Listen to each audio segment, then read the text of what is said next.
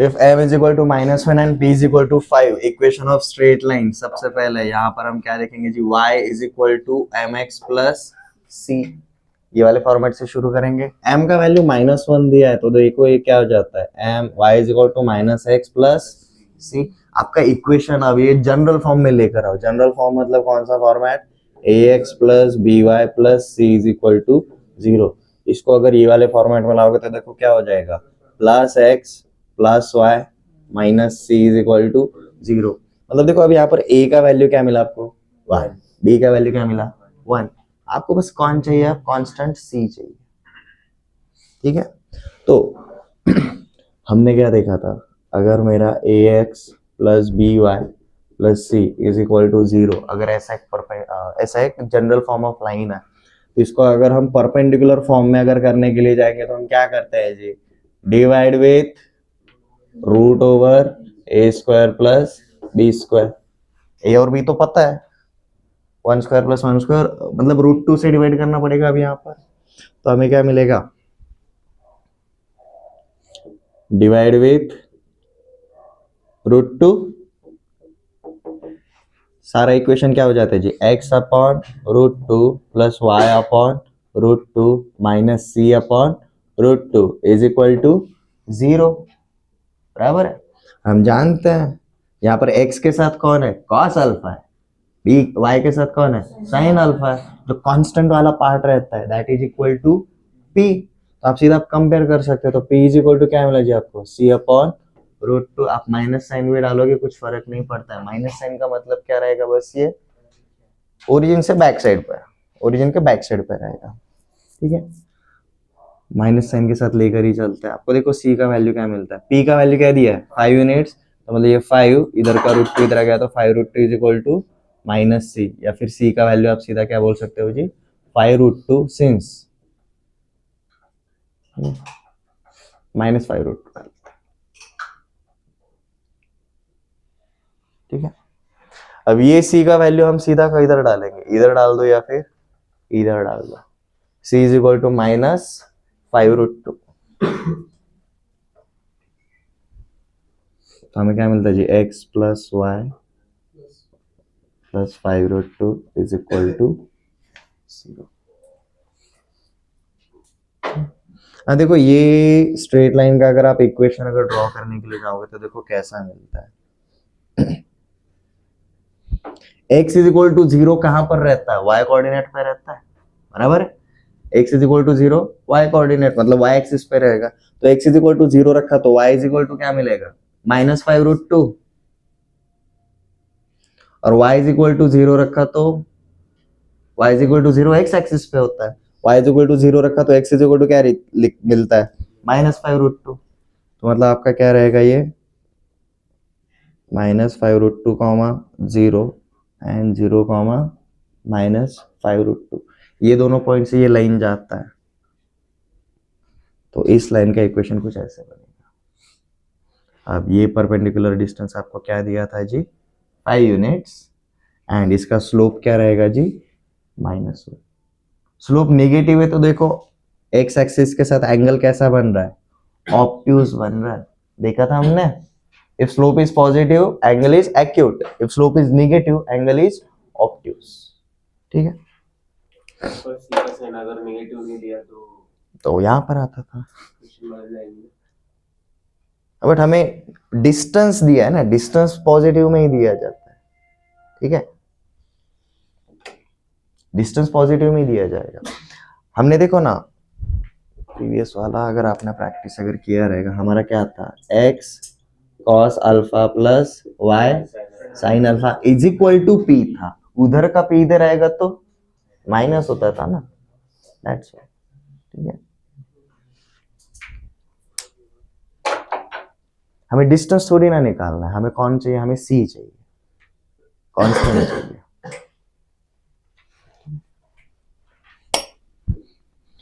तो single straight line के मामले में कोई doubt, anyone?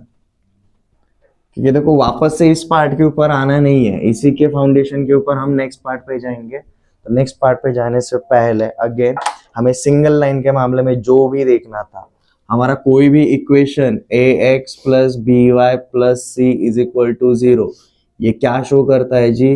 This is general equation of straight line. और अगर ये लाइन अगर दिया रहेगा, हमें सब कुछ फाइंड आउट करना आना चाहिए। Slope, both intercepts, perpendicular distance from origin, sine alpha and cos alpha. फॉर्मूले से पता चल गया सिंगल लाइन का। अब देखो, हमने कार्टेशियन प्लेन में शुरुआत से क्या किया था? एक पॉइंट लोकेशन लेकर आता है, 2 पॉइंट डिस्टेंस लेकर आता है, 3 पॉइंट्स कोलिनियर रहे तो section formula and non collinear रहे तो एरिया लेकर आता है। सिमिलरली एक स्ट्रेट लाइन जब आता है तो वो खुद का बिहेवियर लेकर आएगा, इंटरसेप्ट लेकर आएगा, परपेंडिकुलर डिस्टेंस फ्रॉम ओरिजिन लेकर आएगा, सो ऑन। एक लाइन का सब कुछ समझ में आ गया। अब हम कितने लाइंस के ऊपर जाएंगे? 2 लाइंस के ऊपर जाएंगे, ठीक है।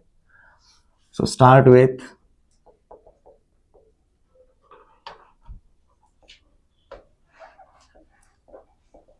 our next concept. When we introduce how many lines on a Cartesian plane?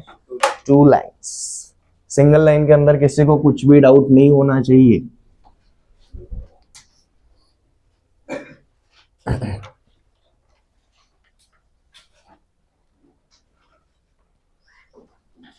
यहां पर हम सीधा एक स्टेटमेंट से बोल सकते हैं जी, when 2 lines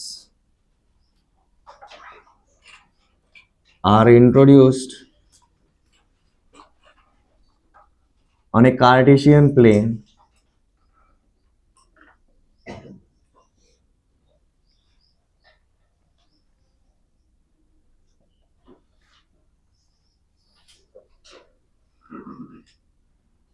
let a1x plus b1y plus c1 is equal to 0 and a2x plus b2y plus c2 is equal to 0.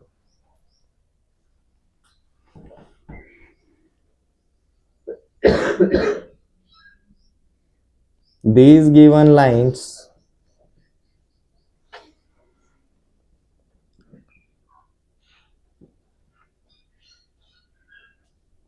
either have same slope or different slope, ऐसे ही बोल सकते हैं, बराबर। इसका स्लोप क्या रहेगा जी पहले वाले लाइन का? -a1/b1। राइट। अगर मैं पहले वाले लाइन का स्लोप अगर m1 अगर पकड़ के चलूं तो हमने m क्या देखा था जी? Minus of a upon B. तो इसका क्या रहेगा? Minus of a1 upon b1। और ये m2 मतलब क्या रहेगा? Minus a2 upon b2। अब ये a1 b1 a2 b2 क्या है, उसके अकॉर्डिंग हमारा स्लोप एक तो सेम हो सकता है या फिर डिफरेंट हो सकता है। अब ये सेम स्लोप रहेगा मतलब हमारे लाइंस कैसे रहेंगे जी? सेम स्लोप अगर रहेगा तो ये दोनों लाइंस कैसे रहेंगे? पैरेलल रहेंगे। और अगर डिफरेंट स्लोप रहेगा तो भाई हमारे ये लाइंस कैसे रहेंगे? नॉन पैरेलल रहेंगे। ये समझ में आ रहा है?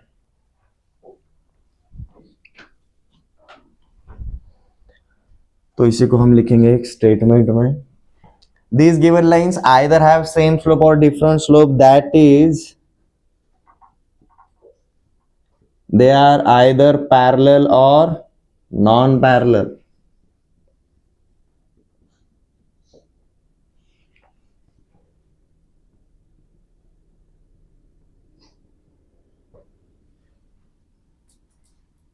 अब इसमें से स्टैंडर्ड कंडीशन कौन सा? स्टैंडर्ड मतलब बहुत ही कंडीशन, बहुत ही स्पेसिफिक। पैरेलल रहना बहुत ही स्टैंडर्ड कंडीशन है। मतलब रैंडम कंडीशन क्या रहेगा? Non parallel. And non parallel lines के बारे में हम शुरुआत करेंगे, फिर उसके बाद हम पैरेलल के ऊपर जाएंगे। If 2 lines are non parallel, if 2 lines are parallel, तब क्या होगा? चलो let's start with non parallel. For 2 non parallel lines,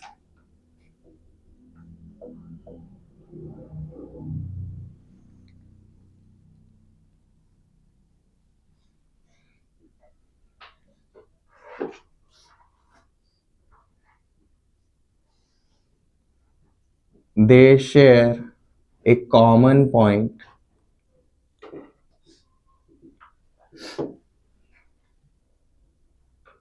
अब ये कॉमन पॉइंट को हम क्या बोलेंगे जी?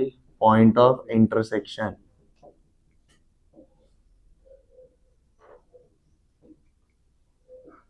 अब ये पॉइंट ऑफ इंटरसेक्शन को हमेशा हम आगे से ऐसे लिखेंगे, this is point of intersection not person of interest, ठीक है। They share a common point that is point of intersection which satisfies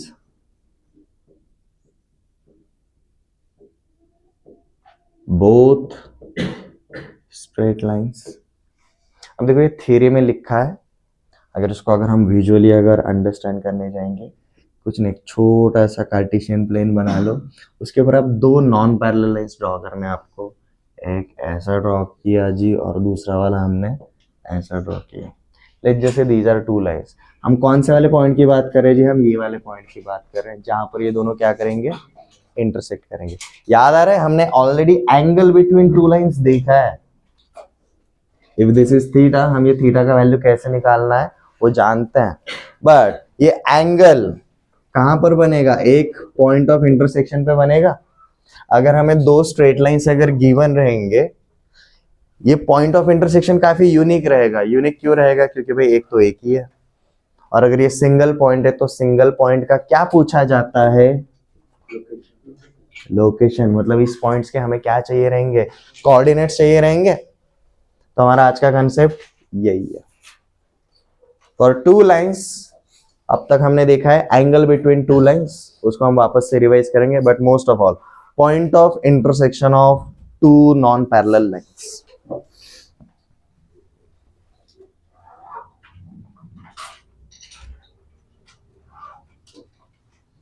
मतलब देखो, अगर इस पॉइंट के कोऑर्डिनेट्स अगर x, y है, और ये मेरा पहला वाला लाइन L1 है और ये दूसरा वाला लाइन L2 है, तो ये पॉइंट x, y ऐसा रहेगा जो L1 को भी सेटिस्फाई करेगा एज वेल एज L2 को भी सेटिस्फाई करेगा। बाकी कोई भी पॉइंट कभी नहीं करने वाला। मतलब इस पॉइंट को जैसे हमने बोला पॉइंट P, ठीक है, ये बाकी पॉइंट Q है, ये R है, ये S है, ये T है। L1 को सेटिस्फाई करने वाले कौन से तीन पॉइंट है, Q, P and S। L2 को सेटिस्फाई करने वाले तीन पॉइंट्स कौन से, R, P एंड T। मतलब P ऐसा पॉइंट है जो L1 और L2 दोनों के लिए कॉमन है, ठीक है। तो इसके कोऑर्डिनेट्स हम कैसे निकालेंगे वो देखने वाले रहेंगे।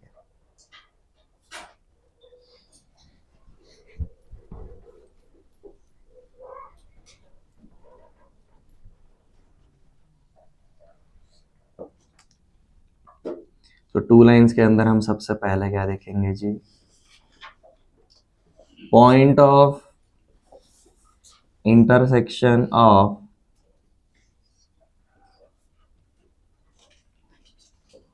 To non parallel lines.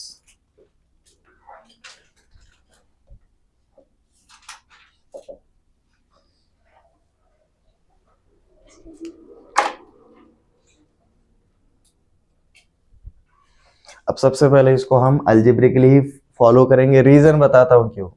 हमें अगर पॉइंट चाहिए, मतलब हमें उसका लोकेशन चाहिए, तो हमें बेसिकली ये जो हमारे दो स्ट्रेट लाइंस रहेंगे, a1x plus b1y plus c1 is equal to 0 and a2x plus b2y plus c2 is equal to 0, ये दोनों इक्वेशंस को देखकर आप बोल सकते हो these are like two linear equation in terms of two variables.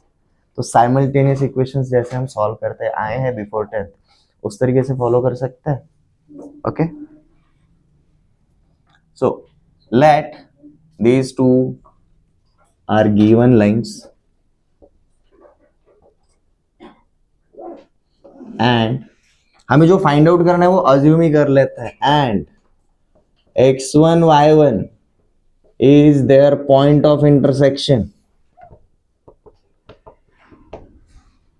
is their point of intersection। अगर x1 y1 अगर their point of intersection, मतलब ये x1 y1 पहले वाले को भी सेटिस्फाई करेगा एज वेल एज दूसरे वाले को भी सेटिस्फाई करेगा, तो हमारा ये क्या बन जाएगा जी, a1x1 plus b1y1 plus c1 is equal to 0 and a2x1 plus b2y1 plus c2 is equal to 0। अब इसको सॉल्व करने का सबसे सही वाला तरीका, हम मैट्रिक्स मेथड से जाएंगे। कैसे, अगर हमें x1 का वैल्यू चाहिए, हमें y1 का वैल्यू चाहिए, और यहाँ पर कांस्टेंट है, इसलिए यहाँ पर हमने क्या रखा है जी 1। ये कार्टेशियन फॉर्म कैसे बनाते हैं सीख लो, बहुत इजी है। हमें कौन सा वाला वेरिएबल चाहिए, x1 वाला वेरिएबल चाहिए, तो ये वाले पार्ट को हाइड करेंगे, सीधा नेक्स्ट पार्ट पे जाएंगे। b1 c2 minus c1 b2।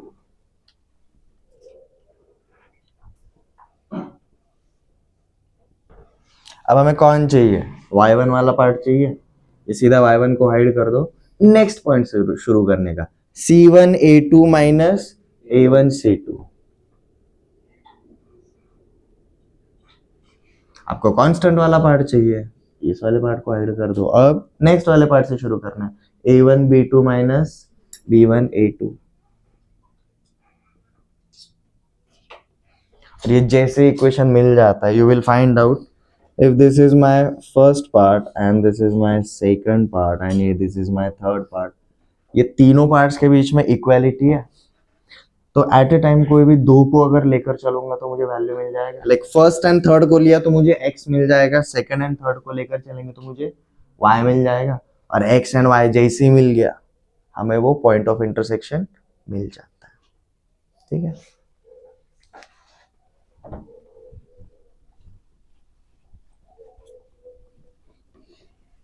तो सबसे पहले हम x वाला पार्ट निकालते हैं। x वाले पार्ट के लिए हमने क्या किया जी, फर्स्ट इक्वल टू थर्ड, ये वाला पार्ट उठाया, क्या है हमारा x1 अपॉन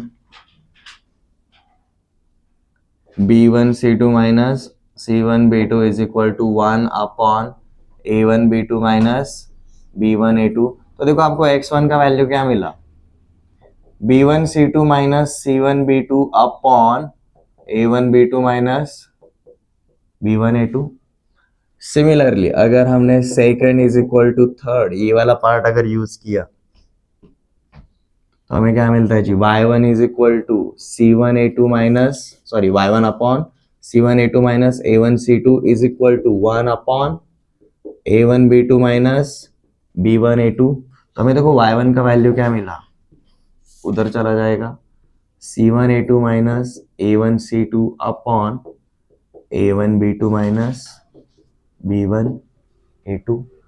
अब अगर आप ध्यान दोगे ये रहेगा आपका x कोऑर्डिनेट, x कोऑर्डिनेट मतलब हमारा कौन सा वाला पार्ट, अब सीसा, एंड ये y कोऑर्डिनेट, y कोऑर्डिनेट को हम क्या बुलाते हैं जी, ordinate of point of intersection.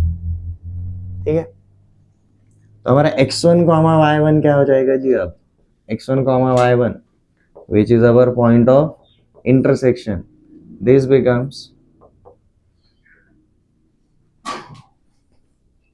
b1 c2 minus c1 b2 upon a1 b2 minus b1 a2 comma c1 a2 minus a1 c2 upon a1 b2 minus b1 a2। ये दोनों coordinates के ऊपर ध्यान अगर दोगे, दोनों का डिनोमिनेटर सेम है, तो आपको सिर्फ न्यूमरेटर वाला पार्ट याद रखना पड़ेगा। बहुत इजी है, x निकालना है तो y के कोऑर्डिनेट से शुरू होगा, y निकालना है तो कांस्टेंट से शुरुआत होगा।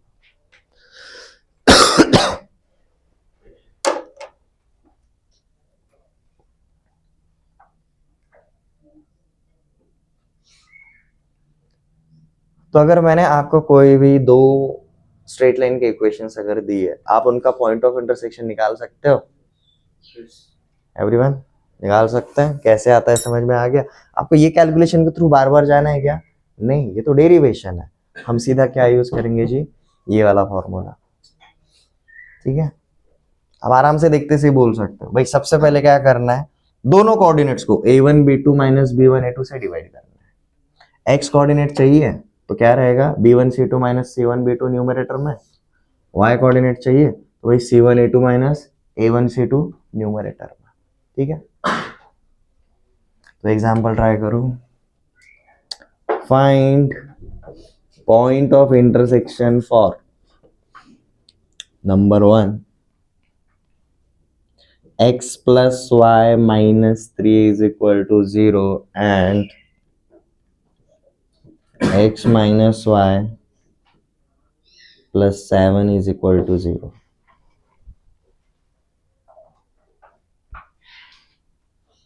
ऑब्वियसली देखो ये नॉन पैरेलल है, स्लोप क्या है इसका, इसका स्लोप क्या है पहले वाले स्ट्रेट लाइन का, minus of A by b minus one, minus minus of A by b plus one. Slope अलग अलग है, अगर ये स्लोप अलग अलग है तो फॉर श्योर ये कौन से लाइन से है, नॉन पैरेलल है, और नॉन पैरेलल रहेंगे तो ऑब्वियसली ये एग्जिस्ट करेगा ही करेगा।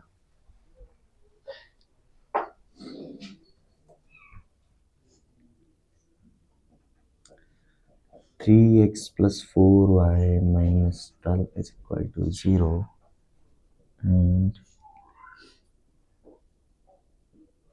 4x minus 3y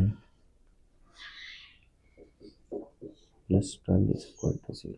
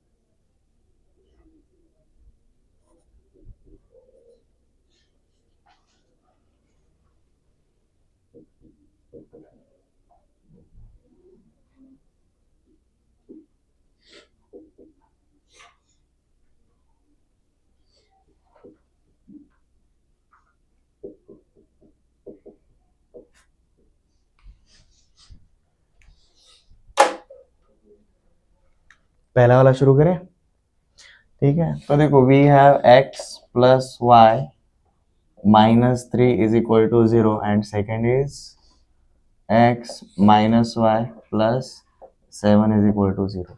इसको अगर क्विकली अगर आप करना चाहते हो ऑब्जेक्टिव तरीके के लिए, पहले ऐसे लिख दो। Next x is equal to सीधा क्या रहेगा, x वाले पार्ट को हाइड कर दो, सीधा 1 into 7 minus minus 3 into minus 1 plus 3 हो जाएगा बेसिकली, ठीक है। अपॉन खाली छोड़ दो, कोई प्रॉब्लम नहीं। अब y के आगे जाओ, y वाले पार्ट को हाइड कर दिया। अब देखो नेक्स्ट वाले part, minus 3 into plus 1 minus plus 1 into plus 7 divided by, अब दोनों पार्ट को किससे डिवाइड करना है, 1 इंटू माइनस 1 माइनस 1 इंटू 1, तो ये 1 into minus 1 minus 1 into 1।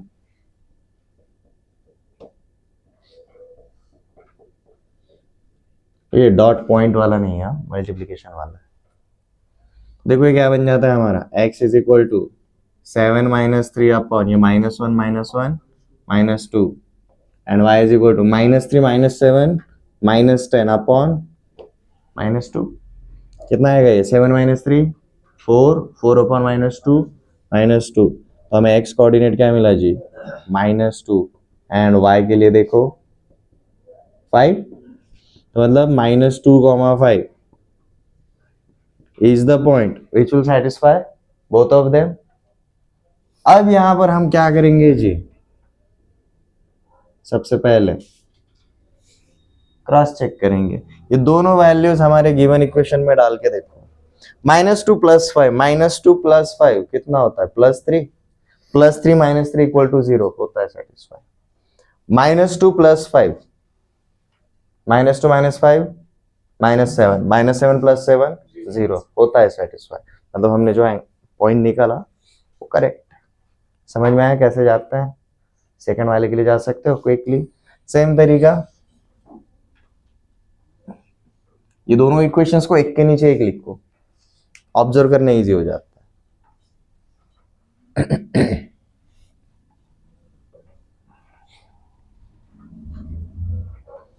Second वाला क्या है जी, 3x plus 4y minus 12 is equal to 0 and next is 4x minus 3y plus 12 is equal to 0। Okay, अब सिंपल क्वेश्चन, पहले वाले लाइन का स्लोप कोई बता सकता है?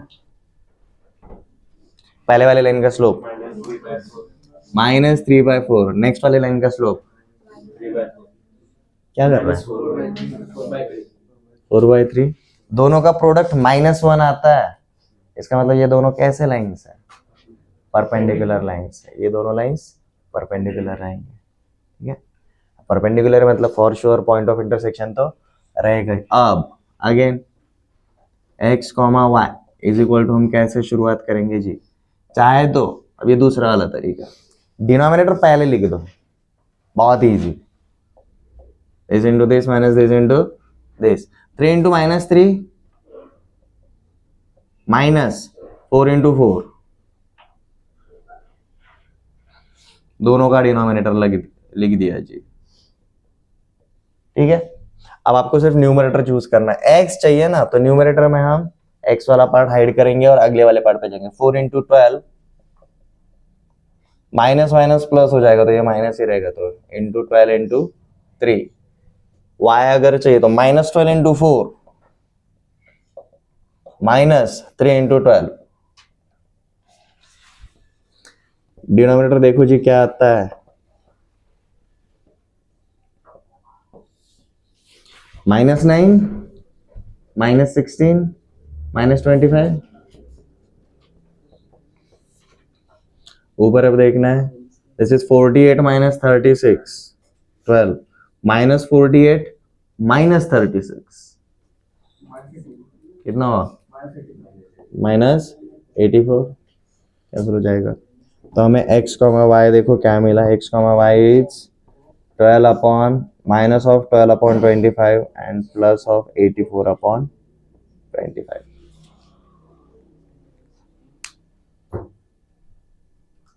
अब ऐसे टाइप पे ना आप रख कर क्रॉस चेक करने के चक्कर में अगर पढ़ना चाहते हो, यू कैन डू दैट, ठीक है, but trust on your calculations, ठीक है। अब इसको क्रॉस चेक करने के लिए सबसे सही तरीका है, एक्स और वाई की जगह पर ये नहीं डालने का, पहले ना 25 से पूरे इक्वेशन को मल्टीप्लाई कर दो, सिर्फ न्यूमरेटर रखकर ट्राई करो। समझ में आया एवरीवन? क्रॉस चेक अगर करना है तो देख लो जी, 3 इंटू एक्स, तो मैंने क्या लिखा जी, 3 इंटू -12x प्लस 4 इंटू 84, और जो -12 है ना, इसको मैंने किससे मल्टीप्लाई कर दिया जी, 25 से, इक्वल टू 0। ये आता है कि नहीं आपको, ये चेकआउट करना है। 3 इंटू -12 -36, 4 इंटू 84 336, ये देखो कितना आता है, प्लस 300 आएगा, एंड 12 इंटू 25 कितना होता है, -300, हो गया।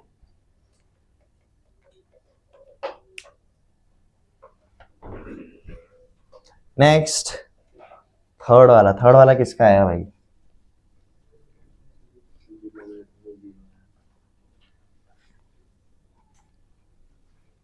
थर्ड वाला line, 2x minus 3y plus 18 is equal to 0 and 4x minus 6y plus 12 is equal to 0। x, y सबसे पहले क्या आएगा, a1 b2 minus b1 a2 करो जी, 2 इंटू -6 माइनस 4 इंटू -3, ये माइनस माइनस प्लस हो जाएगा, ठीक है। This is like -12, this is +12, मतलब ये 0, तो इधर भी 0, और अगर डिनोमिनेटर में 0 आ रहा है तो ये नॉन पैरेलल लाइंस है ही नहीं। These are what kind of lines, parallel lines, ठीक है। चाहे तो ऊपर स्लोप चेकआउट करो, m1 एंड m2 क्या आता है देखो, माइनस ऑफ a/b मतलब 2/3, this is 4/6 which is nothing but again 2/3, दोनों का स्लोप सेम है, तो उनका पॉइंट ऑफ इंटरसेक्शन तो मिलेगा ही नहीं, ठीक है।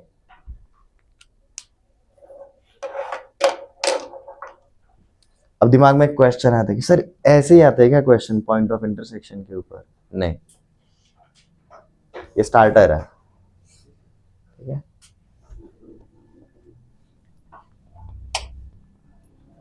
इसके क्वेश्चंस कैसे आते हैं वो देखो,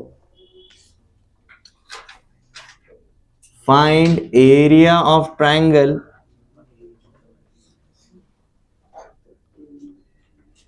made with lines y is equal to x, y is equal to 2x and y is equal to 3x plus 4.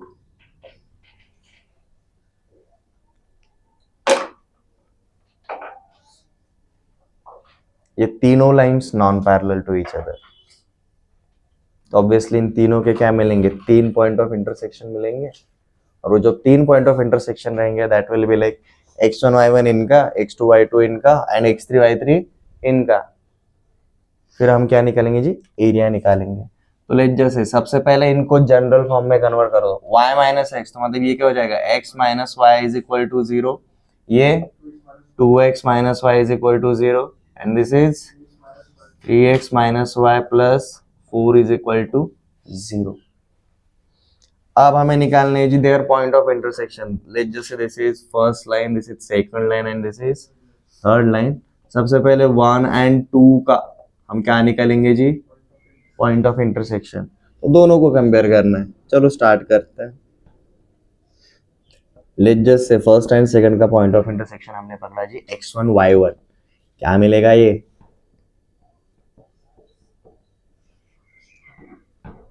One into -1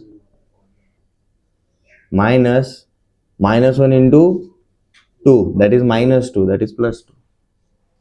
ठीक है, तो नीचे क्या मिला जी आपको, +1 मिला, तो यहाँ पर भी 1 रहेगा और यहाँ पर भी 1 रहेगा। अब ऊपर वाले पार्ट पे जाना है, क्या होगा जी आपका, -1 इंटू 0 0 +1 इंटू 0 0, आपको 0,0 ही मिल जाता है, 2 एंड 2। ठीक है, तो पहले वाले का point of intersection is 0,0, this is our x1 y1। Next second and third का पॉइंट ऑफ इंटरसेक्शन अब देखेंगे। लेट जस्ट से हम इसको बोल के चलते जी x2 y2।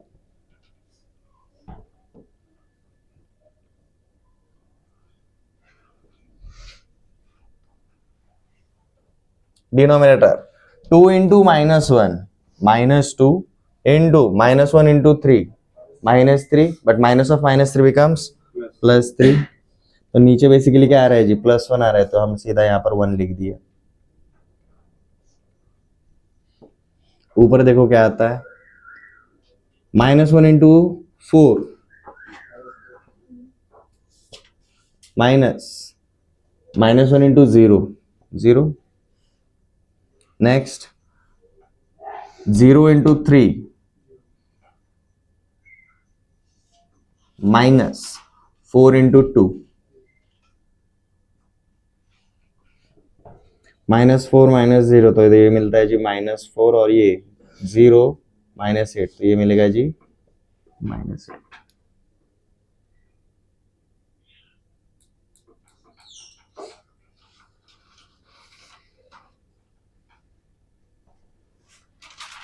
तो हमें दूसरा पॉइंट मिला जी -4, -8।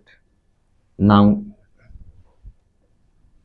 थर्ड एंड फर्स्ट का point of intersection. Let just say हमने इसको पकड़ लिया जी x3 एंड y3। सबसे पहले फर्स्ट एंड थर्ड ना, तो a1 b2 minus b1 a2 कर रहा हूँ जी, 1 -1 -1 इंटू 3 -3 प्लस 3, तो आपको नीचे क्या मिला जी, +2 मिला। अब x कोऑर्डिनेट चाहिए, -1 इंटू 4 -4 प्लस 0 हो जाएगा, क्योंकि यहाँ का तो ठीक है। Next c1 a2, c1 is 0 a2 is 3, तो 0 minus a1 c2, a1 is 1 and c2 is 4 +4। ठीक है, -4 अपॉन 2 -4 अपॉन 2 -2 -2। अगर अभी भी अगर डाउट आता है तो भाई सीधा ना चेकआउट करने का, ये 0,0 दोनों को सेटिस्फाई करता है क्या, ये 0 हो जाता है, ये 0 हो जाता है।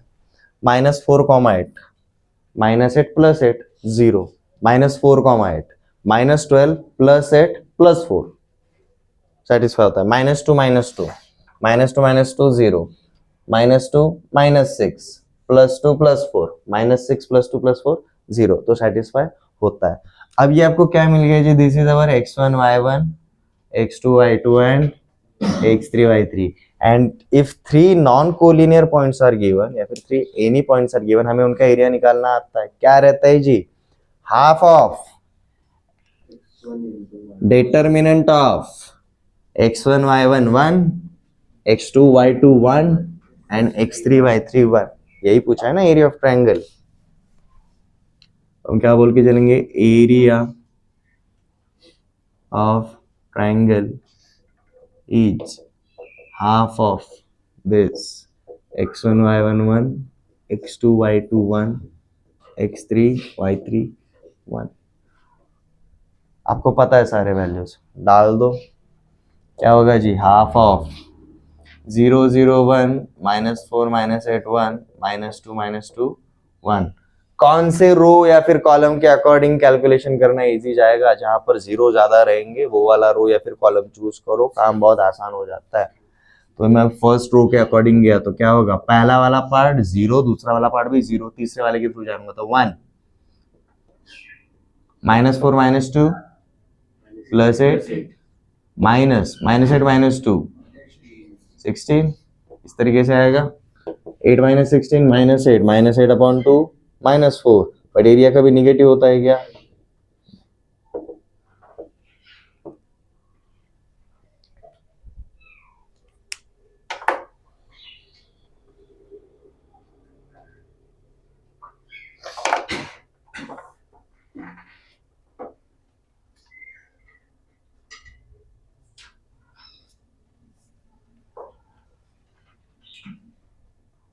ऐसा क्वेश्चन होमवर्क के लिए दे रहा हूं,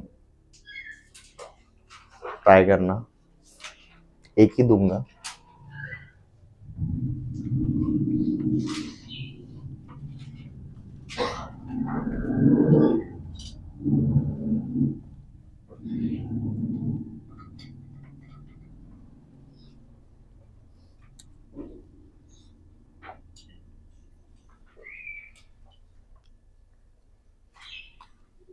Three straight lines x plus y minus 6 is equal to 0.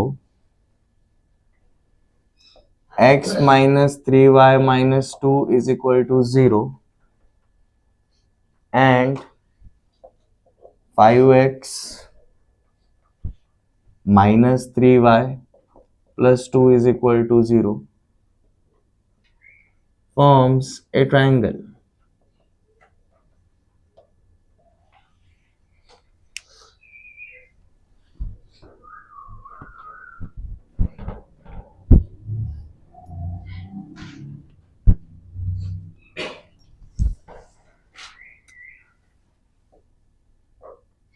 Find equations of their medians.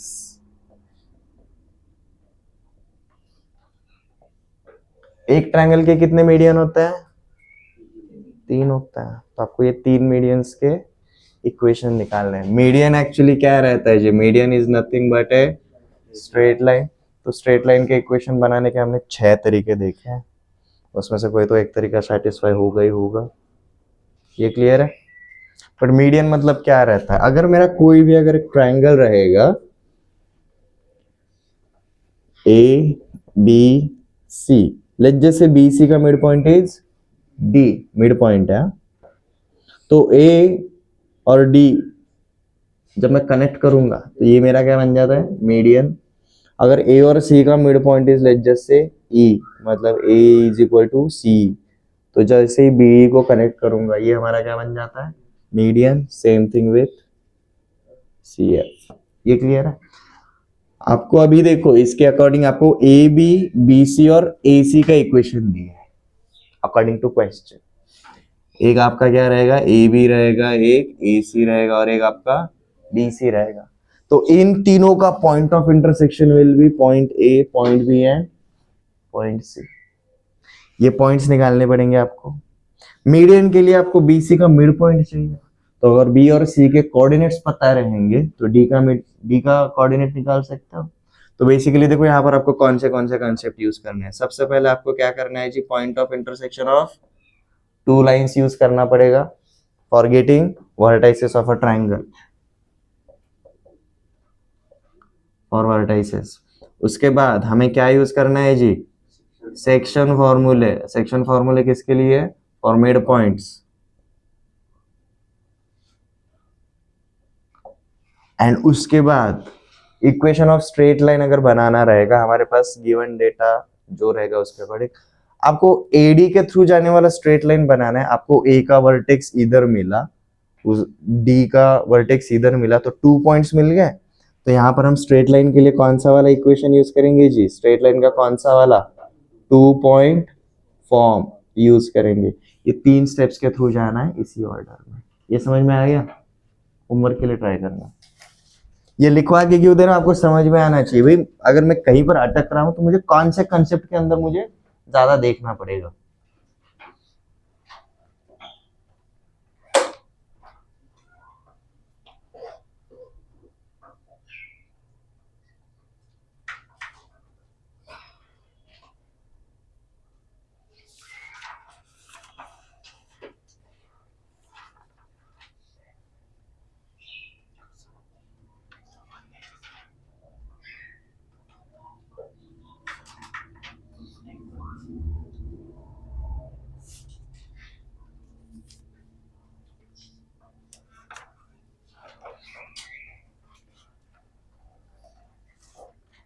ठीक है, नोट डाउन कर लिया।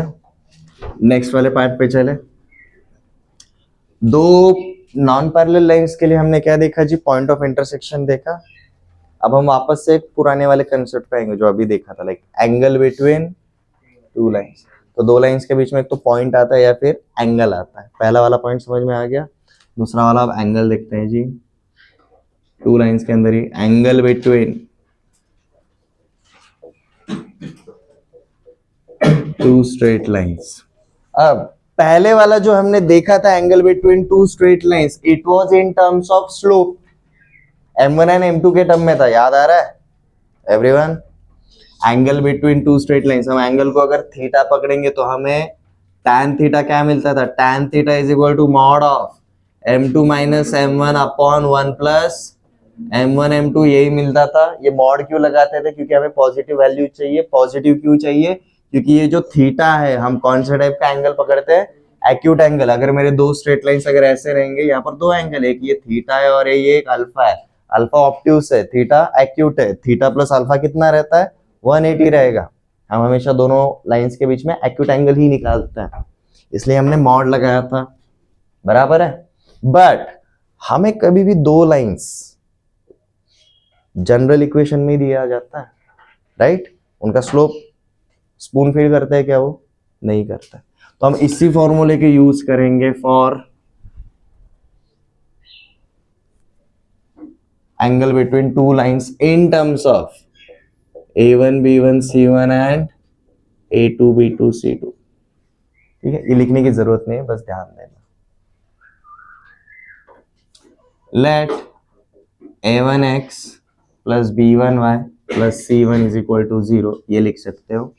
And a2x plus b2y plus c2 is equal to 0 are two given lines.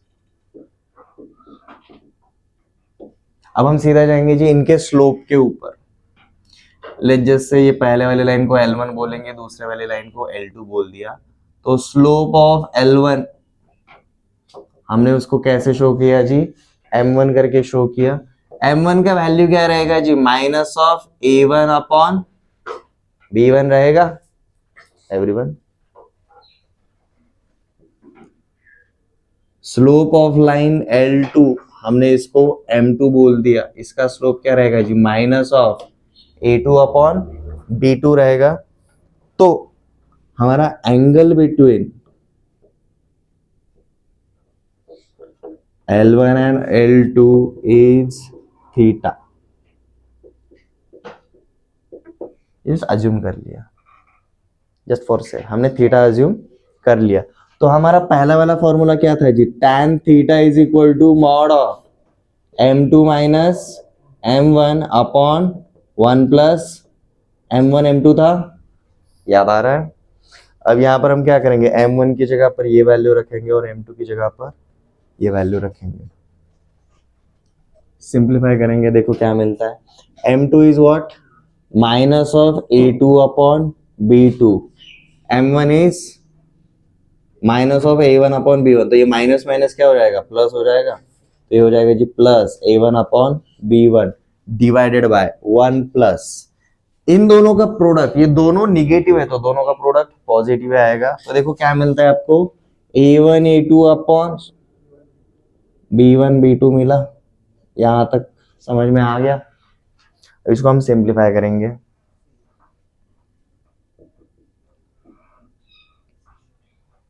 ऊपर cross multiplication करेंगे, ये b1 इधर जाएगा b2 उधर जाएगा, माइनस उधर भेज देते तो a1 b2 minus b1 a2 मिलता है ऊपर, यही क्या बन जाता है, a1 b2 minus b1 a2 upon b1 b2 होगा। अब डिनोमिनेटर में क्या मैं इस वन को b1 b2 upon b1 b2 लिख सकता हूं, इस वन को हमने क्या लिखा जी, b1 b2 upon b1 b2, कुछ फर्क पड़ेगा क्या, नहीं पड़ेगा।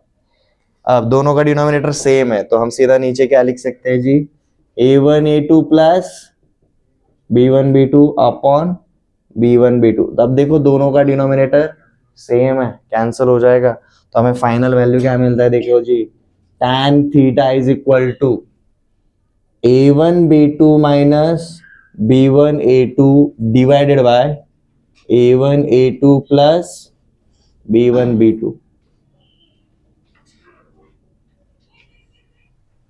This is our formula for angle between two straight lines in terms of their coefficients.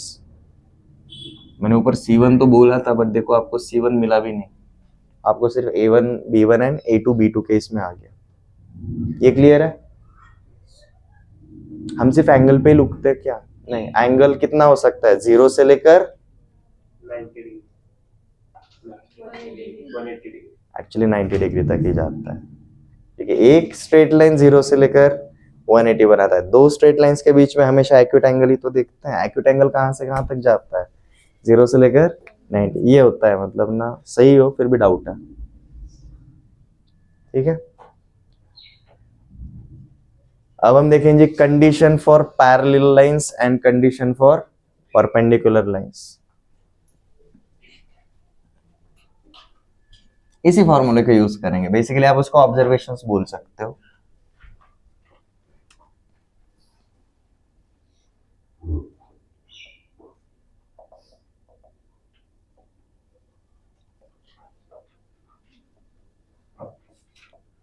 Condition for parallel lines, अब देखो पैरेलल लाइंस मतलब आपका थीटा इज इक्वल टू क्या रहेगा, हिंट देता हूं, ठीक है। कंडीशन फॉर पैरेलल लाइंस के बीच में एंगल कितना होता है, 0 रहेगा, मतलब 0 से लेकर 90 तक ही रहता है, उसमें से 0 रहेगा, तो हम सीधा ये वाले फॉर्मूले में थीटा की जगह पर 0 लिखेंगे। So tan theta is equal to हमें क्या पता है जी, a1 b2 minus b1 a2 upon a1 a2 plus b1 b2 रहेगा। For parallel lines theta is equal to 0 degree या फिर 0 रेडियन आप बोल सकते हो। तो देखो आपको क्या मिलता है जी, 0 is equal to this, but numerator upon denominator अगर कभी भी इक्वल टू 0 है,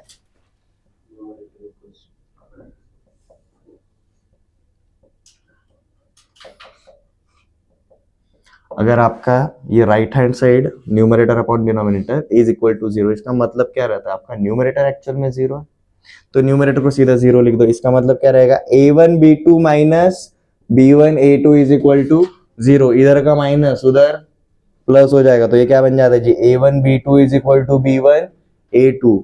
1 वाले पार्ट लेफ्ट साइड पे लेकर आओ, 2 वाले पार्ट राइट साइड पे भेज दो, तो देखो आपको क्या मिलता है, a1 upon b1 is equal to a2 upon b2। ये रहेगा जी हमारा condition for parallel lines. But हमने पैरेलल लाइंस में भी दो टाइप देखे थे। एक पैरेलल लाइंस ऐसे रहते हैं जो अलग अलग है, राइट, और एक रहते हैं जो ओवरलैप करते हैं। जो अलग अलग पैरेलल लाइंस रहते हैं उनके पॉइंट ऑफ इंटरसेक्शन 0 रहेंगे, और जो ओवरलैप करते हैं उनके मतलब इन्फिनिटी, सारे के सारे सेटिस्फाई करेंगे। अब वहां पर आपका कौन आता है जी, हमारा C1 और C2 इंटरफेयर करेंगे। This is our condition for parallel lines, ठीक है। तो यहां पर आपका केस 1 बोल सकते हो और एक दूसरा केस 2 बोल सकते हो। What if our parallel lines are distinct, एक दूसरे से अलग अलग है, ठीक है। एंड दूसरा वाला क्या रहेगा जी, हमारे parallel lines are overlapping. Overlapping को कोइंसाइड भी बोलते हैं, कोइंसाइडिंग, वो वाला नाम भी लिख देता हूं।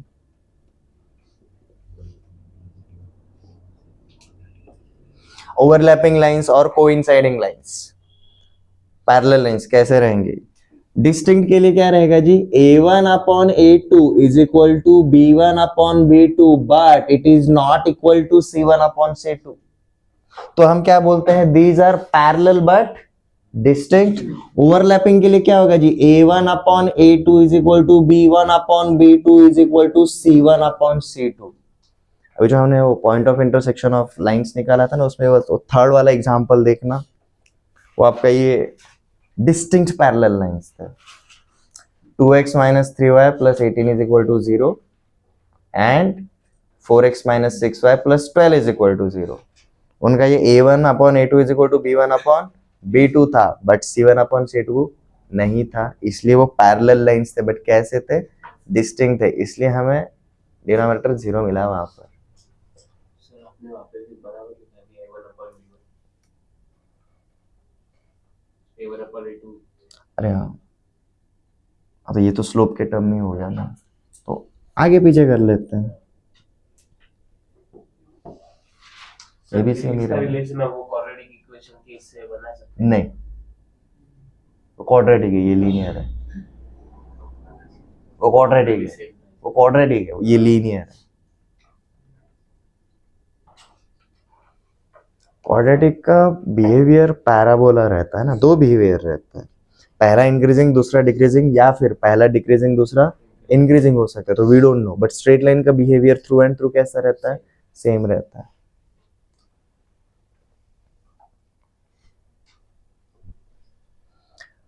पैरेलल लाइंस के लिए समझ में आ गया क्या रहेगा, A1 upon A2 is equal to B1 upon B2। अब आएंगे पैरेलल लाइंस, जैसे स्पेशल केस है वैसे एक और स्पेशल केस है जी, परपेंडिकुलर।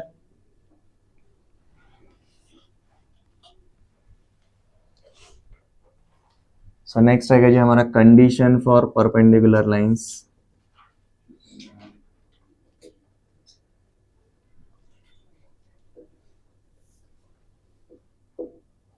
अब परपेंडिकुलर लाइंस अगर रहेंगे तो ऑब्वियसली थीटा क्या रहेगा, 90 डिग्री या फिर π/2 रेडियन रहेगा।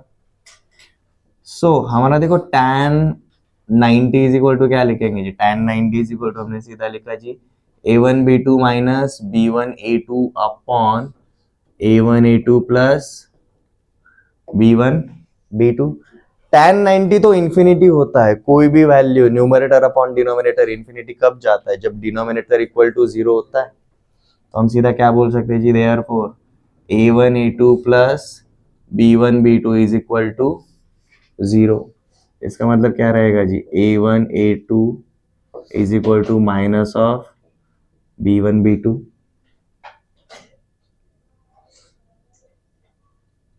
ठीक है, इसको आगे जाने की जरूरत नहीं है, इट्स लाइक उनका प्रोडक्ट, स्लोप का प्रोडक्ट निगेटिव ही मिलेगा। ठीक है, ये सब कुछ अगर इधर डिवीजन में अगर लेकर आओगे, इधर माइनस साइन वैसा का वैसा छोड़ दिया, B1 भी लेकर आओ और B2 भी लेकर आओ, तो देखो आपको क्या मिलता है, A1 upon B1 into A2 upon B2। ठीक है, दोनों का अगर माइनस साइन अगर डाल दिया तो कुछ फर्क पड़ेगा क्या, नहीं पड़ेगा। ठीक है, this is M1, this is M2, M1 into M2 is equal to -1। ठीक है, तो अगला वाला पार्ट लिखने की जरूरत नहीं, हमें सीधा ये वाला कंडीशन ही पता चल जाता है। हमने जो पॉइंट ऑफ इंटरसेक्शन के अंदर सेकंड वाला देखा था एग्जांपल, उसमें परपेंडिकुलर लाइंस थे।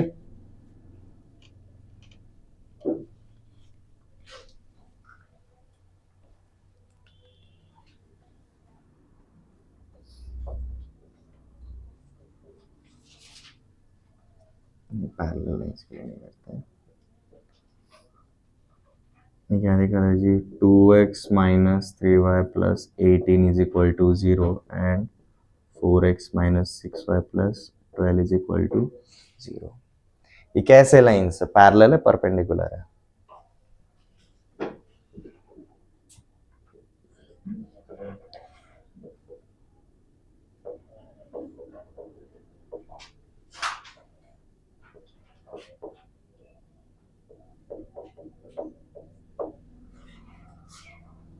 ये कैसे है?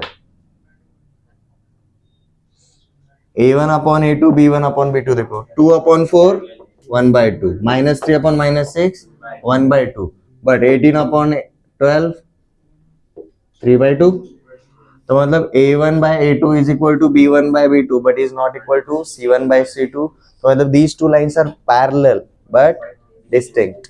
ठीक है, ये वाला देखो जी, सीधा a1 a2 plus b1 b2 करो, 4 3 जा 12, 3 इंटू माइनस 4 माइनस 12, ये 0।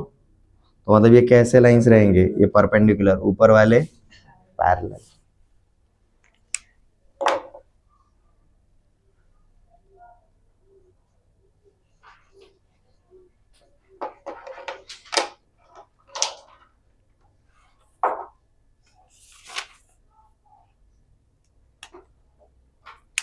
इसका पर्पस क्या रहता है वो बताता हूं। हम दो लाइंस के बारे में देख रहे हैं।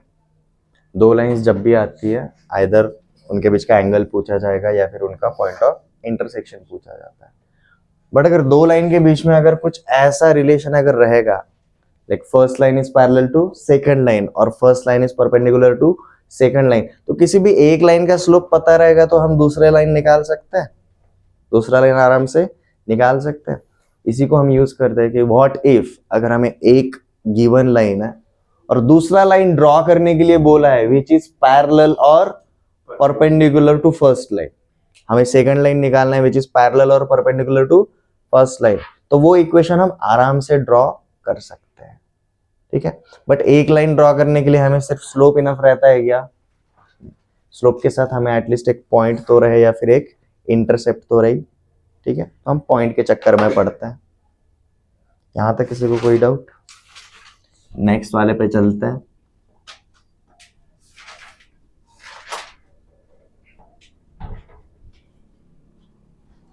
हम अभी भी टू लाइंस के ऊपर ही हैं।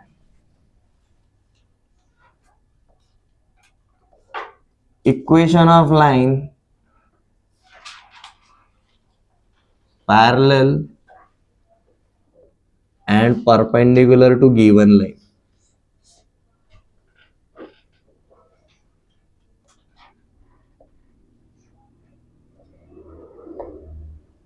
लेट जैसे हमें एक गिवन लाइन है ax plus B Y plus c equals to 0। अब हमें एक ऐसा लाइन ड्रॉ करना है जो हमारे गिवन लाइन को क्या रहेगा? पैरेलल रहेगा, और एक दूसरा लाइन चाहिए जो परपेंडिकुलर रहेगा। तो सबसे पहले आते हैं जी, हम पैरेलल लाइन ड्रॉ करने के लिए जा रहे हैं, तो केस 1 के ऊपर आएंगे। सबसे पहले line parallel to given line. ठीक है,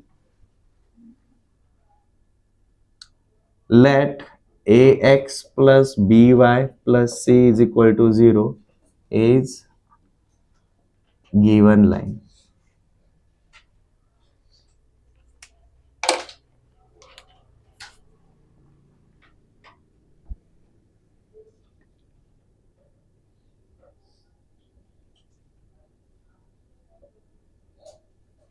स्लोप ऑफ गिवन लाइन हम क्या बोल के चलेंगे जी? Minus of A by B.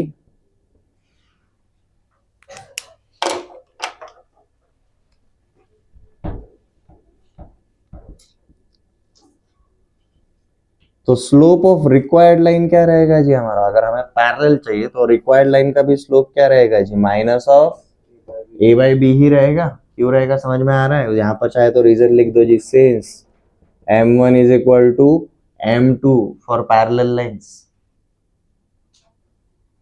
अगर ये m1 है तो ये हमारा क्या रहेगा, m2 रहेगा।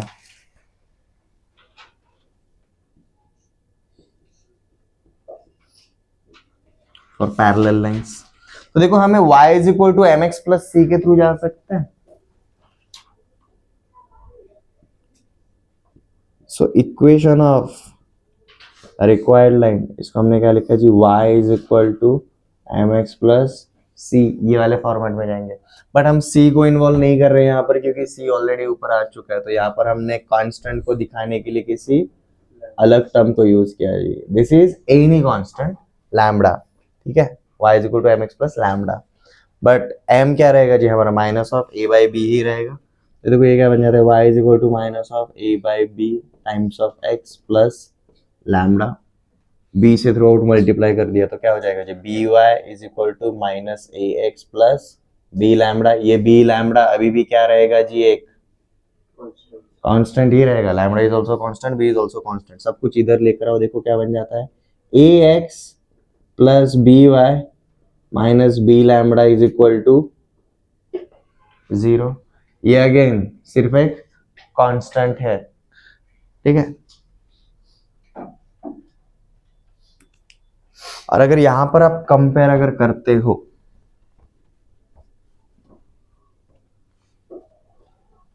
हमारा गिवन लाइन क्या था, A x plus B Y plus C, और हमारा रिक्वायर्ड लाइन क्या है जी, A x plus B Y minus B lambda is equal to 0। तो यू विल फाइंड आउट उनका ये वाला पार्ट मैच करता है, इनका ये वाला पार्ट मैच करता है, उनका सिर्फ कौन सा वाला पार्ट डिफरेंट है, कांस्टेंट वाला पार्ट डिफरेंट रहता है। तो कोई भी दो पैरेलल लाइंस को रिकॉग्नाइज करना बहुत इजी है, ये रेशो में होना चाहिए, a1 upon a2 is equal to b1 upon b2, ये रेशो में होना चाहिए। क्योंकि कांस्टेंट क्या करता है, हमने कैलकुलस में देखा है, प्लस सी कांस्टेंट क्या करता है, सिर्फ लोकेशन चेंज करता है स्ट्रेट लाइन का। कांस्टेंट अगर बदलेगा तो स्ट्रेट लाइन का बिहेवियर तो वही है, कांस्टेंट चेंज होगा तो सिर्फ लाइन का लोकेशन चेंज होने वाला है, ठीक है। तो अगर हमारा कोई भी गिवन लाइन रहेगा, उसको पैरेलल लाइन निकालना है, बहुत इजी है। अगर मेरा गिवन लाइन है A x plus B Y plus C is equal to 0, इसको पैरेलल ये A x plus B Y वैसा का वैसा ही रहने दो। आप इसके साथ कोई भी लैम्बडा लेकर आओ, के लेकर आओ, कुछ भी लेकर आओ, these two lines are always parallel. क्यों, ये वाला पार्ट, दैट्स व्हाई एक्स और वाई के कोएफिशिएंट मैच कर रहे हैं, रेशियो में है, प्रोपोर्शन में है, कांस्टेंट कुछ भी रहे फर्क नहीं पड़ता, these two lines are always parallel. याद है ना, अभी थोड़े टाइम पहले देखा था condition for parallel lines, a1 upon a2 is equal to b1 upon b2, ठीक है।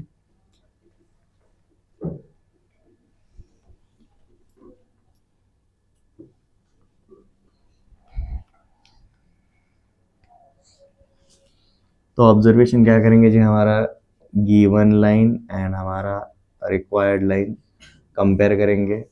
ये मिला था जी A x plus B Y plus C is equal to 0, ये हमें मिला था जी A x plus B Y minus B lambda is equal to 0।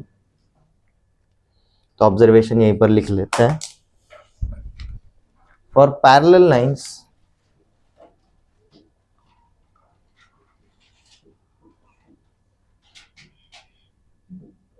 since a1 upon a2 is equal to b1 upon b2,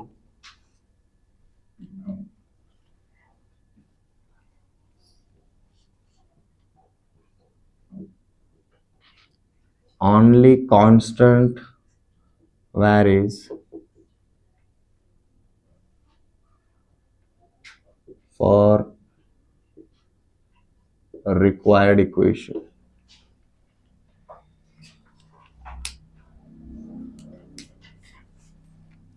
अब इसी का मतलब क्या हुआ, अगर मेरा 4x minus 3y plus 12 is equal to 0, इसको अगर कोई भी पैरेलल लाइन अगर चाहिए तो मैं सीधा क्या लिख सकता हूं, 4x minus 3y plus lambda is equal to 0।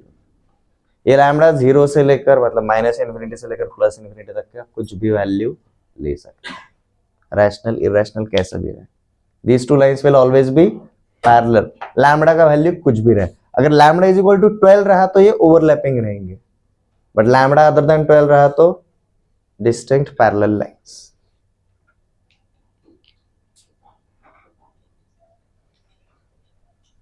इसके लिए क्या आएगा जी, 4x minus 11y plus 44 is equal to 0। बहुत ईजी है, क्या करेंगे, 4x minus 11y plus lambda is equal to 0। This is any line parallel to given line. Lambda का वैल्यू चेंज करो, आपको फैमिली के अलग अलग मेंबर्स मिलते रहेंगे। नेक्स्ट वाले पे चलें। ओके, हम केस 2 देखेंगे जी, line perpendicular to given line.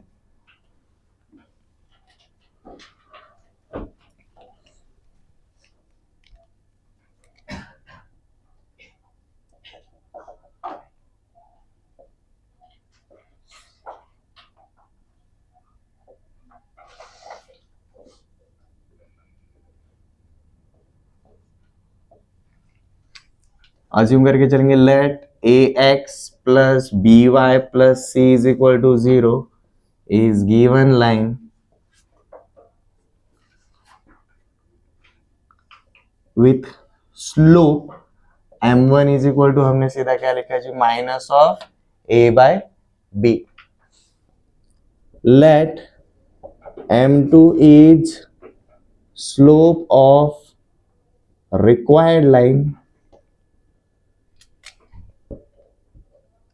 which is perpendicular to given line।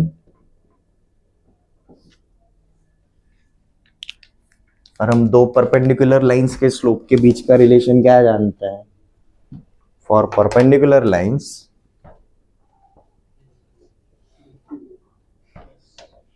m1 into m2 is equal to क्या होता है, -1 होता है। हमें m2 चाहिए तो हमें क्या मिलता है जी, minus of a upon b into m2 is equal to -1। ये माइनस माइनस साइन कैंसिल हो गया, इधर a बाई बी उधर जाएगा तो b बाई ए, तो देखो हमें m2 क्या मिलता है जी, b अपॉन ए, हमें ये स्लोप मिलेगा।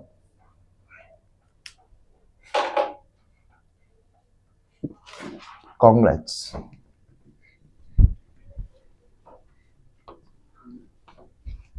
तो अब चलो ये स्लोप के साथ हम कैसे करेंगे, y is equal to m2x plus, हमने कोई तो कांस्टेंट पकड़ लिया जैसे लैम्बडा, ठीक है। m2 का वैल्यू वहां पर पुट करेंगे, देखो ये आपका इक्वेशन क्या मिल रहा है जी, y is equal to b upon a times of x plus lambda, throughout a से मल्टीप्लाई कर दिया तो ये क्या हो जाएगा, ay bx plus a lambda. सब कुछ आप इधर लेकर आओ या फिर ये ay उधर भेज दो, तो देखो आपको क्या मिल जाता है, bx minus ay plus a lambda is equal to 0। This is our equation of a straight line perpendicular to given line. अब देखो ऑब्जर्व करना, हम परपेंडिकुलर लाइन कैसे निकालेंगे, हमारा गिवन लाइन क्या था जी, अरे हमारा required line, given line is ax plus by plus c is equal to 0। Parallel के लिए बहुत इजी था, x और y के कोएफिशिएंट हम वैसे के वैसे ही नीचे लेकर आते थे, परपेंडिकुलर के लिए थोड़ा ट्रिकी होता है, इन दोनों का एक्सचेंज ऑफर होगा, b अब x के साथ आता है, a अब y के साथ आता है। यहां पर अगर दोनों पॉजिटिव है तो नीचे एक पॉजिटिव और एक निगेटिव रहेगा, एंड आपका प्लस a लैम्बडा, ये कुछ भी कर दो, ये तो कांस्टेंट है, कांस्टेंट की वजह से स्ट्रेट लाइन का सिर्फ क्या चेंज होता है, लोकेशन चेंज होता है। समझ में आ रहा है, अगर दो लाइन परपेंडिकुलर है, इनका लोकेशन कुछ भी चेंज कर दो, ये तो हमेशा परपेंडिकुलर ही रहेंगे, तो हमें सिर्फ रिलेशन किन के बीच में देखना पड़ेगा, इनके बीच में।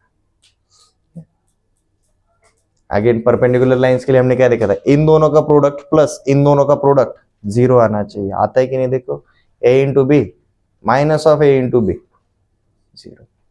ठीक है, अब इसको हम अप्लाई करके देखेंगे। x minus Y plus 4 is equal to 0। इसको पैरेलल लाइन क्या रहेगा, बहुत इजी, x लिख दो y लिख दो, इधर क्या है 1 माइनस 1, ठीक है, ये -1 इधर लेकर आओ, ये +1 उधर लेकर जाओ, किसी भी एक का साइन चेंज कर दो। अब इधर ये माइनस को प्लस कर सकते हो या फिर वो प्लस को माइनस कर सकते हो, ये माइनस को प्लस कर देते हैं।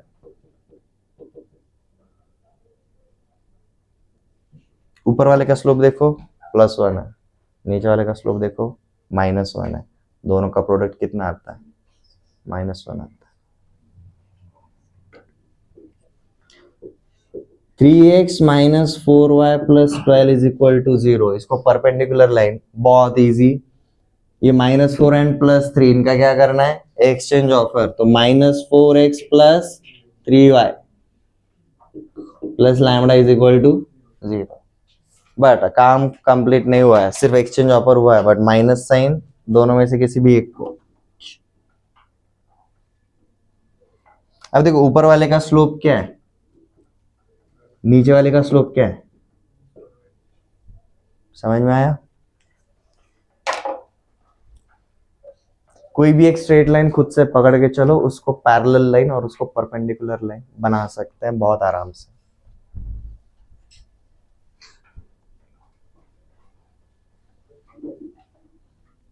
तो इसके लिए प्रैक्टिस कैसे करना है वापस से बता देता हूँ।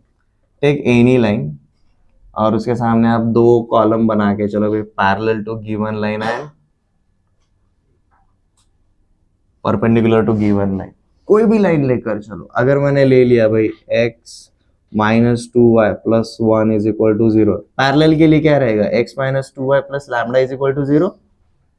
परपेंडिकुलर के लिए दोनों में से दोनों का एक्सचेंज, एक का साइन चेंज। अब देखो यहाँ पर प्लस और माइनस रहेगा ना, माइनस को प्लस कर दो, बहुत इजी हो जाता है। यहाँ पर 1 एंड -2 है, उधर जाएंगे तो -2 को +2 कर देंगे, तो 1 एंड -2 को आप 2 एंड 1 करके लिखेंगे, तो ये क्या आएगा 2x plus Y plus lambda is equal to 0। अगर ये अगर दिया रहेगा x plus 4y is equal to 0, parallel line क्या रहेगा जी, x plus 4y plus lambda is equal to 0। Perpendicular 1 and 4 है, एक्सचेंज 4 एंड 1, दोनों में से किसी भी एक को माइनस कर दो, तो मैंने 4 एंड -1 कर दिया। समझ में आया पैटर्न एवरीवन? ठीक है, दो लाइंस में किसी को कोई डाउट?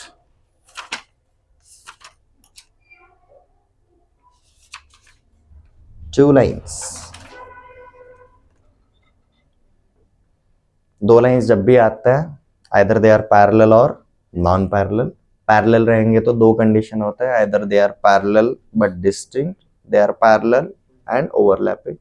काफी स्पेशल केस है, तो हम सबसे पहले नॉन पैरेलल लाइन से शुरू करते हैं। नॉन पैरेलल लाइंस में क्या होता है, लाइन इंटरसेक्ट करेंगे, एंगल बनाएंगे, इसलिए हम दो चीजें फाइंड आउट करेंगे। First is point of intersection, second is angle between two straight lines. दोनों के दोनों पार्ट आज हमने देख लिया, ठीक है। स्पेशल एक और केस होता है भाई, अगर एक गिवन लाइन रहेगा तो उसको पैरेलल या फिर परपेंडिकुलर ड्रॉ करना, वो भी हमने देख लिया। यहाँ तक किसी को कोई डाउट? दो लाइंस के बाद हम किस पर जाएंगे जी, तीन लाइंस के ऊपर। तीन लाइंस के ऊपर हम ज्यादा नहीं देखते, तीन लाइंस के सिर्फ दो ही कंडीशन रहता है, आइदर दोज आर कॉनकरेंट और non कॉनकरेंट।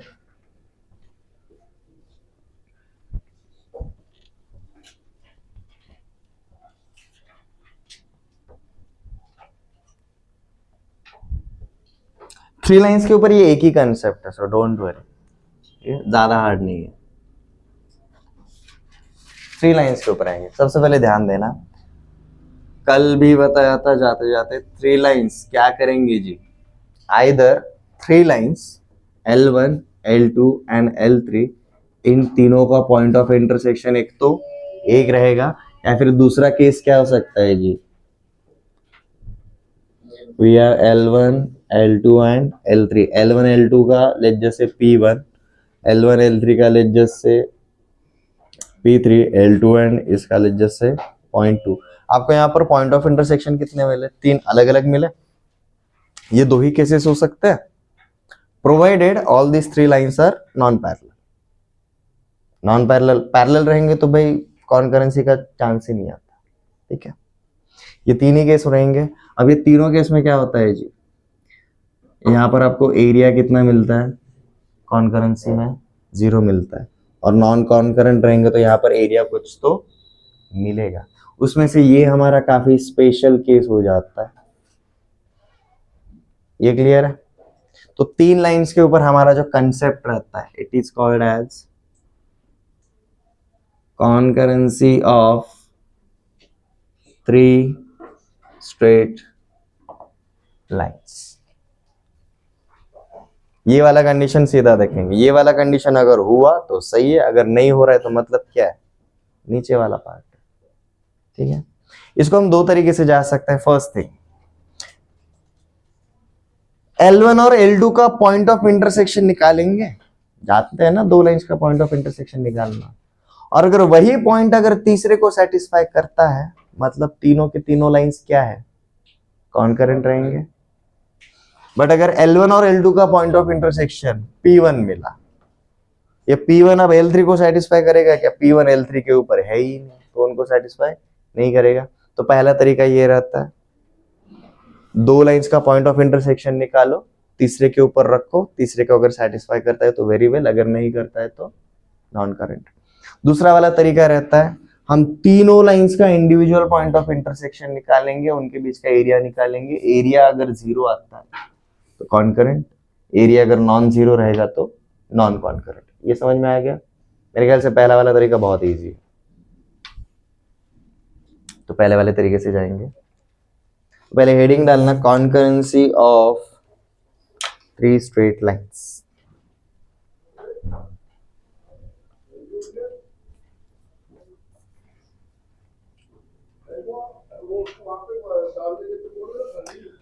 Concurrency of 3 straight lines. 3 straight lines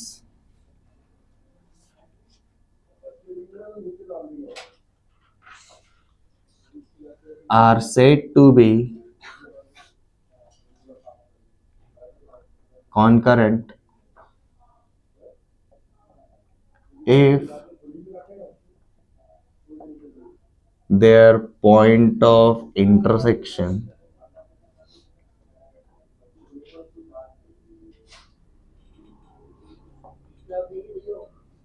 is common, that is only one। जब तीनों स्ट्रेट लाइंस का पॉइंट ऑफ इंटरसेक्शन सेम रहेगा, कॉमन रहेगा, दैट इज ओनली वन रहेगा, तब भी हम क्या बोल सकते हैं जी, these 3 straight lines are concurrent. ठीक है, so let a1x plus b1y plus c1 is equal to 0, a2x plus b2y plus c2 is equal to 0, a3x b3y plus c3 is equal to 0 are 3 concurrent lines। जो prove करना है वो assume ही करके चलेंगे। अगर ये तीनों कॉन्करेंट है तो L1 और L2 का जो पॉइंट ऑफ इंटरसेक्शन रहेगा, हम इनको क्यों ले रहे हैं, क्योंकि ये हमने कैलकुलेट किया है, like b1 c2 minus c1 b2 upon a1 b2 minus b1 a2 and so on. ठीक है, अब वही हम किसको सेटिस्फाई करवाएंगे, तीसरे को सेटिस्फाई करवाएंगे, like that concurrent lines, then point of intersection of a1x b1y plus c1 is equal to 0 and a2x b2y plus c2 is equal to 0 also satisfies a3x plus b3y plus C3 is equal to 0। कुछ नहीं, equations ही है, read करता हूं। If these three are concurrent lines, then point of intersection of line 1 and line 2 also satisfies line 3। बोलने का मतलब यही है। ठीक है, बट हमें इन दोनों का पॉइंट ऑफ इंटरसेक्शन जानते हैं। पिछला वाला कंसेप्ट सीधा ओपन करके देखो जी, so point of intersection of line 1 and line 2 क्या लिखा था जी हमने, x कॉमा वाई क्या मिला था हमें, b1 c2 minus c1 b2 upon a1 b2 minus b1 a2 comma c1 a2 minus a1 c2 upon a1 b2 minus b1 a2, यही मिला था हमें point of intersection of line 1 and line 2। और अगर ये x कॉमा वाई है तो ये हमारी तीसरे वाली इक्वेशन को सेटिस्फाई करना चाहिए। दिस पॉइंट नहीं लिखेंगे। So a3x plus b3y plus c3 is equal to 0।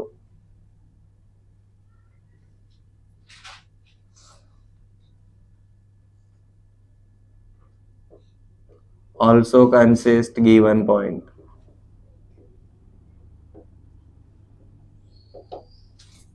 तो x की जगह पर ये लिखेंगे और y की जगह पर अब ये लिखेंगे। तो देखो हमारा इक्वेशन क्या बन जाता है, a3 मल्टीप्लाइड विथ x का value b1 c2 minus c1 b2 upon a1 b2 minus b1 a2 plus b3 multiplied with, अब यहां पर ध्यान देना y की जगह पर हम क्या लिखेंगे, c1 a2 minus a1 c2 upon a1 b2 minus b1 a2 plus c3 वैसा का वैसा ही रहेगा। यहां पर कुछ कर सकते हैं क्या, हाँ कर सकते हैं, क्या कर सकते हैं, दोनों का डिनोमिनेटर देखो सेम है, मैं through out a1 b2 minus b1 a2 से मल्टीप्लाई कर सकता हूं।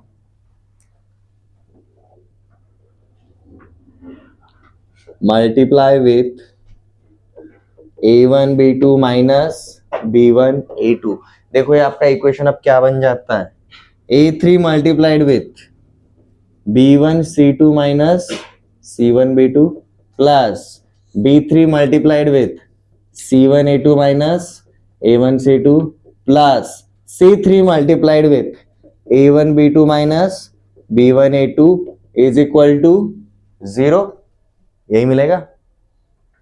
और अगर इसको अगर आप ध्यान अगर दोगे, let's just say a1 b1 c1 a2 b2 c2 and a3 b3 c3, इसको अगर मैं ये रो के थ्रू गया तो यही मिलता है। थर्ड रो के अलॉन्ग देखना, a3 multiplied with b1 c2 minus c1 b2 plus b3 multiplied with c1 a2 minus a1 c2 plus c3 multiplied with a1 b2 minus b1 a2, और उसके राइट हैंड साइड पे कौन है, 0 है, तो मतलब ये क्या रहेगा, equal to 0।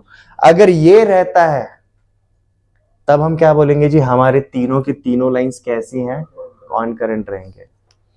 a1 b1 c1 a2 b2 c2 and a3 b3 c3, इनका क्या फाइंड आउट करना है, सीधा डिटरमिनेंट फाइंड आउट करना है। अगर ये डिटरमिनेंट अगर 0 रहेगा, 3 स्ट्रेट लाइंस आर कॉनकरेंट, और अगर ये डिटरमिनेंट अगर नॉन 0 रहेगा, नॉन कॉनकरेंट, ठीक है। बट ये इक्वल टू एरिया नहीं है, वापस से याद रखना, this is not equal to area. ऐसा हम नहीं कर सकते कि सर ये नॉन 0 आया तो जो वैल्यू मिला वो उनके बीच का एरिया है, नहीं, ऐसा कभी नहीं होता। एरिया के लिए आपको पॉइंट ऑफ इंटरसेक्शन ही चाहिए रहेंगे।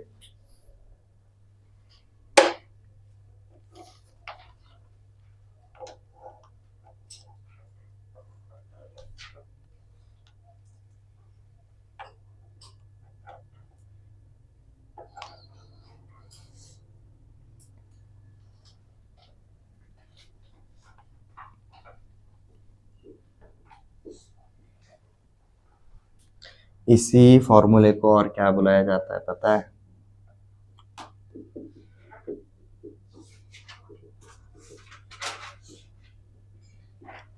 Condition for concurrency. जैसे कंडीशन फॉर पैरेलल लाइंस है m1 is equal to m2, condition for perpendicular lines है m1 into m2 is equal to -1। वैसे अगर तीन लाइंस के अगर कॉन्करेंसी अगर चेकआउट करना है, This determinant form is called as condition for concurrency.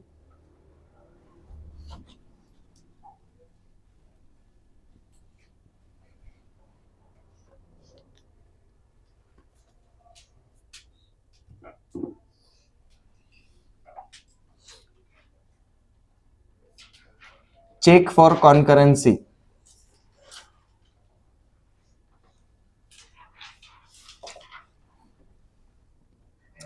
आपको 3 स्ट्रेट लाइंस का इक्वेशन दूंगा. 3x plus y minus 12 is equal to 0. minus 12 minus 14 ले लो.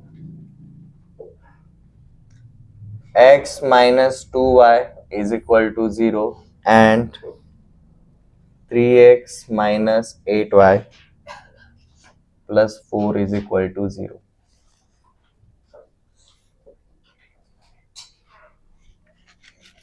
x minus y minus 6 is equal to 0.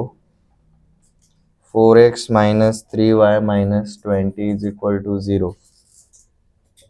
6x plus 5y plus 8 is equal to 0.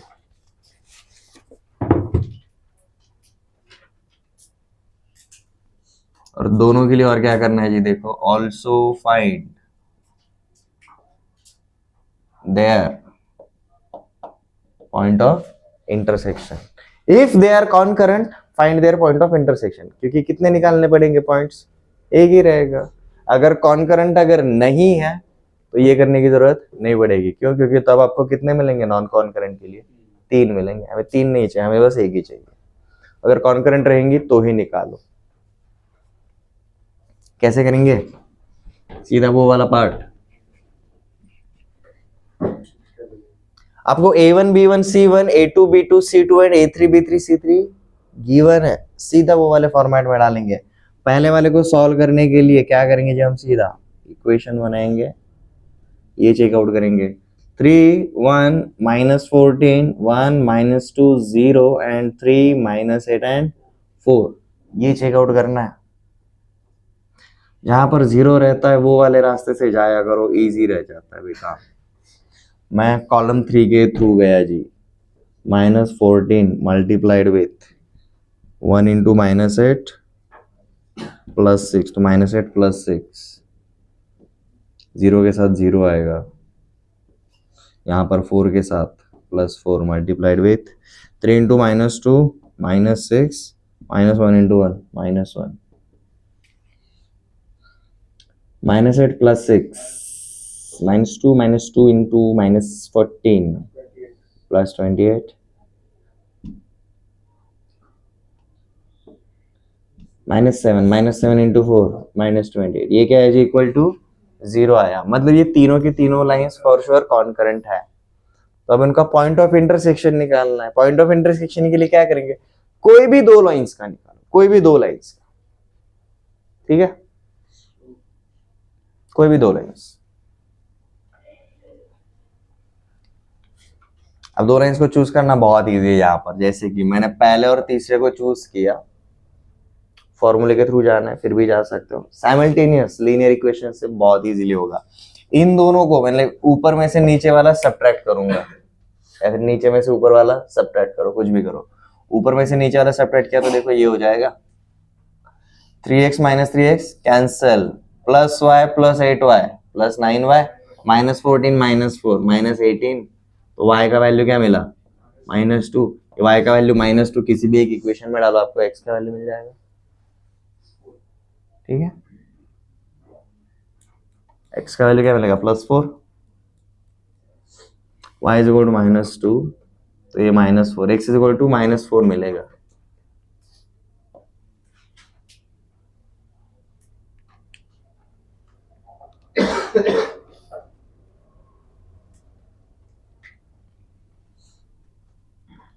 Next,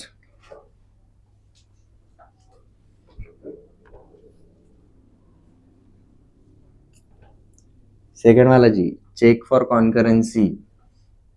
सबसे पहले इसका determinant form बना लो. 1 -1 -6, 4, -3, -20, 6, 5 and 8.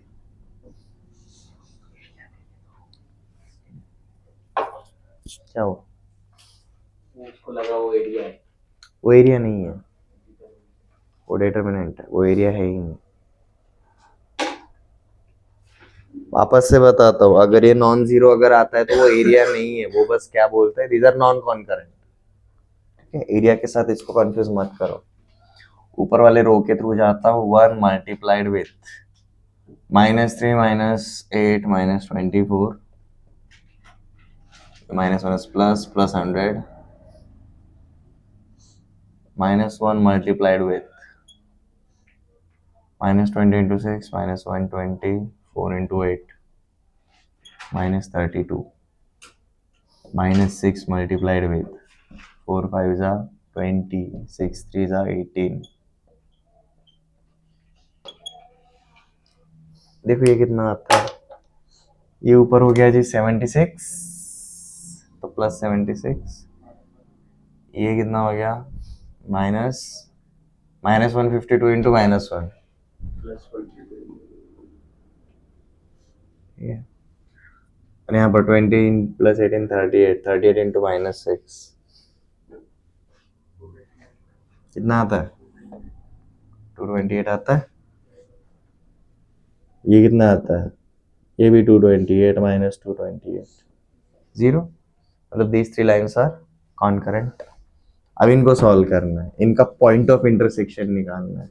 Easy तरीका, पहले और दूसरे इक्वेशन को चूज करता हूँ, साइमल्टेनियसली जा सकते हो या फिर आपको फॉर्मेट पता है उसके थ्रू भी जा सकते हो। साइमल्टेनियसली आपका टाइम कंजम्पशन बहुत कम हो जाता है, मेरा ये कहना है।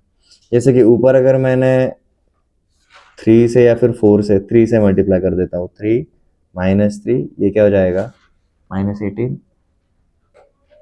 ऊपर में से नीचे वाला या फिर नीचे में से ऊपर वाला माइनस कर दिया, तो ये कुछ इस तरीके से 4x - 3x x, -3y + 3y 0, -20 + 18 -2, तो x = क्या मिला +2। x = 2 डाल दो किसी भी इक्वेशन में।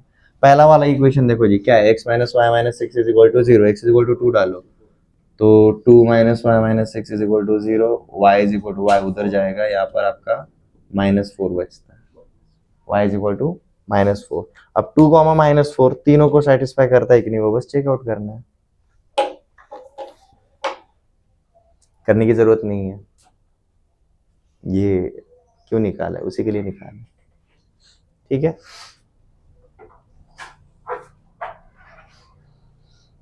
आज हमने 2 लाइंस और 3 लाइंस को लेकर क्या कर सकते हैं वो देख लिया। 2 लाइंस एंड 3 लाइंस के बीच में इतना ही होता है।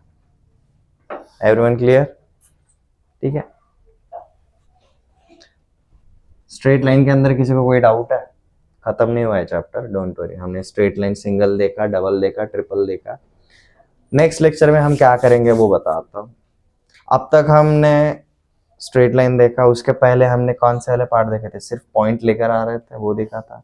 अब क्या होगा, हाइब्रिड होगा, स्ट्रेट लाइन के साथ अब पॉइंट भी आएंगे, ठीक है। जैसे कि आप इमेजिन कर सकते हो, कोई भी एक स्ट्रेट लाइन और एक पॉइंट अगर कार्टेशियन प्लेन पे एग्जिस्ट अगर करता है तो क्या क्या केसेस बन सकते हैं। Either that point is on the straight line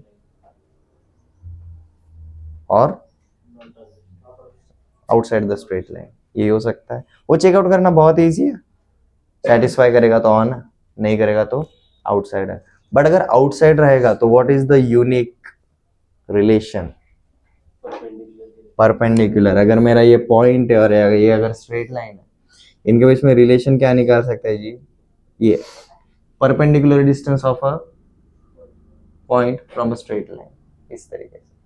तो कल हम पॉइंट एंड लाइन के थ्रू जाएंगे, बट सबसे पहले single line, 2 lines and 3 lines, इनके बीच का सारा पार्ट अच्छे से कर लो, ठीक है।